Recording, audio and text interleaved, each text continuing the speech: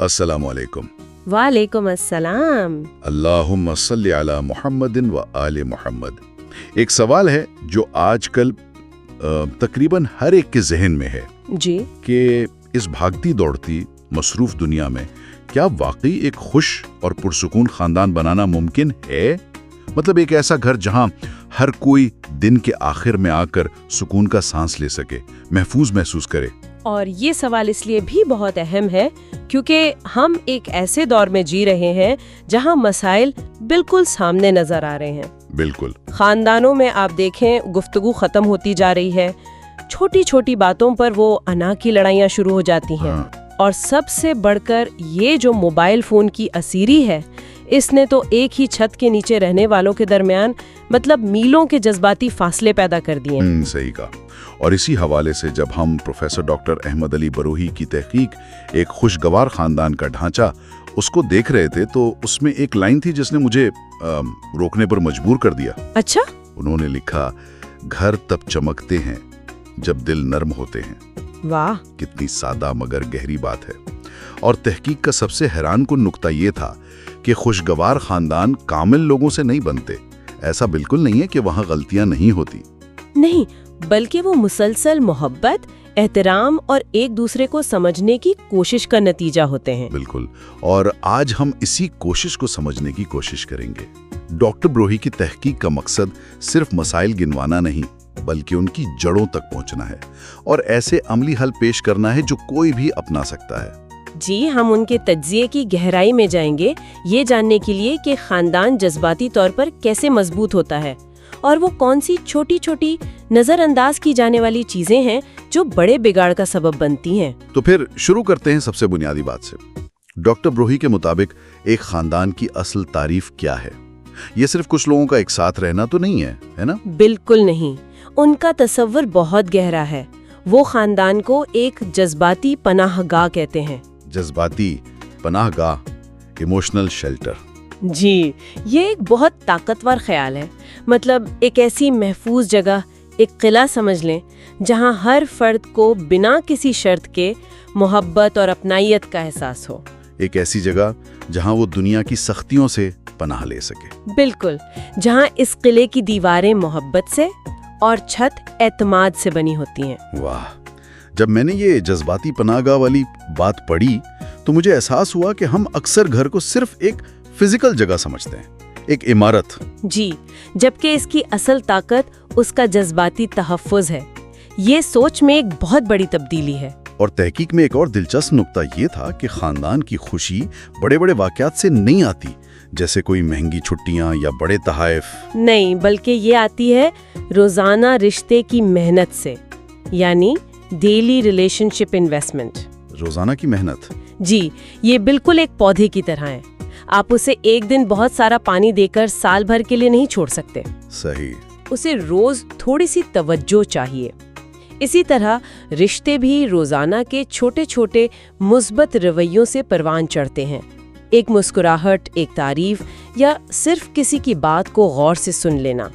और इस रोजाना की मेहनत की बुनियाद क्या है? वो कौन सी चीज है जो सबको जोड़कर रखती है? उसकी बुनियाद है मुश्तरका कदरें, शेयर्ड वैल्यूज। मुश्तरका कदरें। जी, डॉक्टर बरूही वाज़ेह करते हैं कि इज्जत, ईमानदारी, सब्र और मेहरबानी ये वो सतून है जिन पर कोई भी मजबूत खानदान खड़ा होता है। उनके बगैर इमारत कमजोर रहती है। यहाँ एक सवाल ज़हन में आता है, क्या ये ज़रूरी है कि हर फर्द की कदरें एक जैसी हों, या ये कि सब एक दूसरे की कदरों का एहतराम करें, चाहे वो मुख्तलिफ ही क्यों ना हो? ये एक बेहतरीन सवाल है। देखें, तहकीक का जोर मुश्तरका कदरों पर ज्यादा है, यानी खानदान के लिए एक मुत्तफ़क़ा इखलाकी सिमत का होना। अच्छा। लेकिन जहाँ इख्तिलाफ हो, जैसे नस्लों के दरमियान सोच का फ़र्क, वहाँ एहतराम सबसे अहम है। ज़रूरी नहीं कि आप हर बात से इत्तेफाक करें, लेकिन ये ज़रूरी है कि आप दूसरे के नुक्ता नज़र को इज्जत दें। तो अगर इज्जत का सुतून कमज़ोर पड़ जाए तो फिर इमारत में दरारें आना शुरू हो जाती हैं। और यही दरारें हमें बहस के अगले हिस्से की तरफ ले जाती हैं। ये तो एक मिसाली तस्वीर है, लेकिन हकीकत में अक्सर घरों में इन सुतूनों में दरारें पड़ जाती हैं। डॉक्टर बरूही के मुताबिक सबसे बड़ा मसला है गुफ्तगू का टूटना। जी, और ये टूटना अचानक नहीं होता, یہ بہت آہستہ آہستہ ہوتا ہے. پہلے گہری باتیں ختم ہوتی ہیں، پھر ضروری باتیں بھی مختصر ہونے لگتی ہیں، اور آخر میں صرف خاموشی رہ جاتی ہے. یا پھر طنز، وہ لمحہ جب لوگ اپنے احساسات، اپنی پریشانیاں ایک دوسرے سے بانٹنا چھوڑ دیتے ہیں، وہیں سے دوری شروع ہوتی ہے. اور آج کل تو اس دوری کی ایک بہت بڑی وجہ ہماری جیب میں موجود ہے. بالکل، موبائل کی اسیری.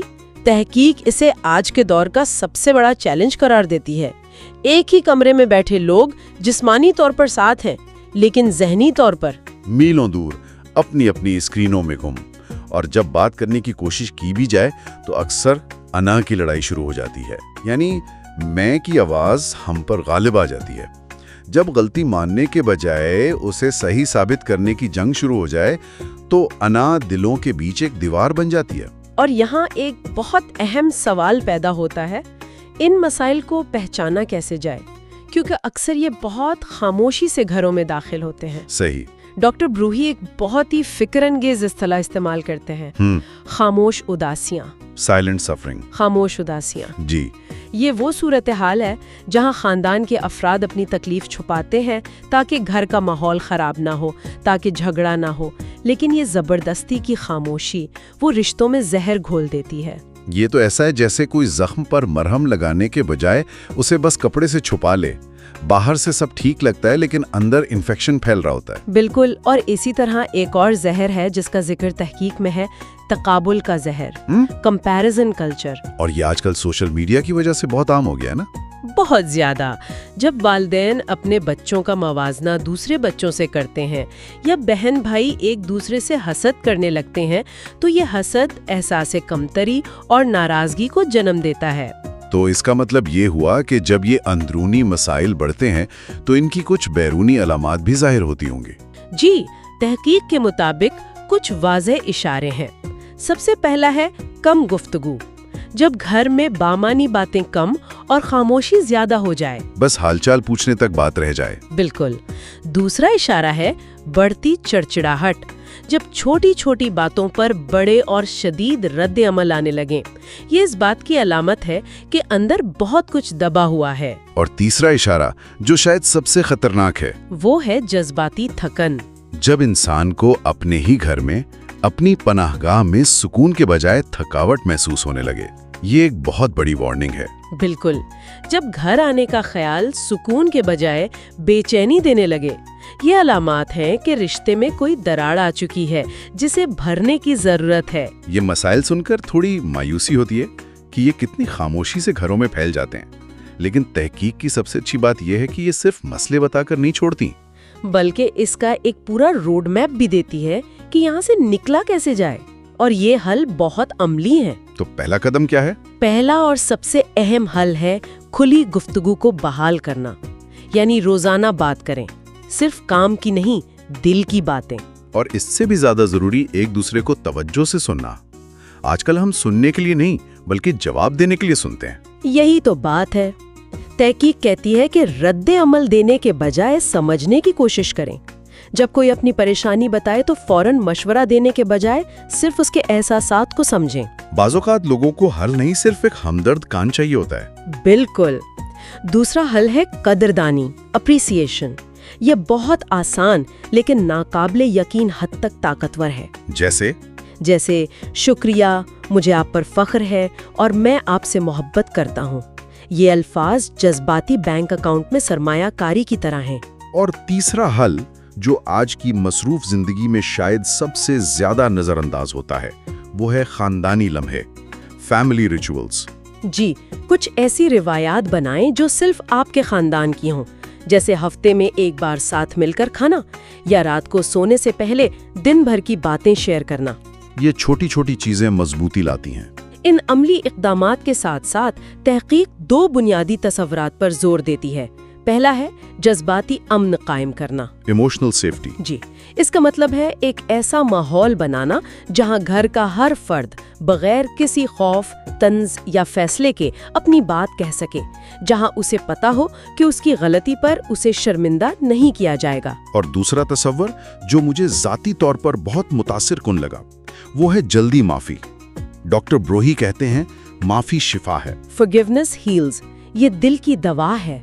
अक्सर हम छोटी छोटी बातों को दिल में रखकर उन्हें बड़ा बना देते हैं। माफी ना सिर्फ दूसरे को सुकून देती है बल्कि माफ करने वाले के दिल से भी बोझ हटा देती है ना?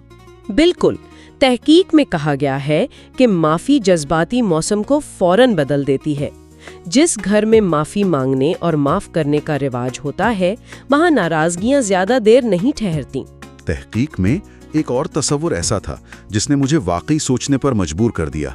खानदान को एक जज्बाती मुआशी निज़ाम यानी इमोशनल इकोनॉमी के तौर पर देखना। हाँ, ये सुनने में थोड़ा कारोबारी लगता है, लेकिन जब आप इसकी गहराई में जाएं, तो अंदाजा होता है कि ये कितना दुरुस्त है। जी, इस मईशत की करेंसी पैसा नहीं बल्कि मोहब्बत, इज्जत, तवज्जो और देखभाल है। हर रोज हम अपने घर वालों के जज्बाती बैंक अकाउंट में कुछ जमा करवाते हैं या उससे कुछ निकालते हैं, और शायद हमें पता भी नहीं चलता। एक छोटी सी तारीफ एक बड़ा डिपॉजिट है। और इसी तरह एक तंजिया जुमला एक बड़ा विड्रॉल है। बिल्कुल। और एक सेहतमंद खानदान वो है जहां हर कोई जमा ज्यादा कर रहा हो और निकाल कम रहा हो, जहां हर एक का जज्बाती अकाउंट भरा हुआ हो। जब अकाउंट्स खाली होने लगते हैं तो रिश्ते दिवालिया हो जाते हैं।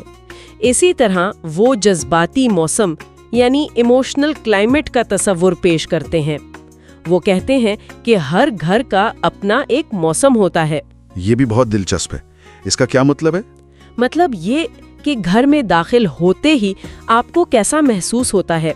क्या वहाँ सुकून और गर्मजोशी है या तनाव और सर्दमहरी?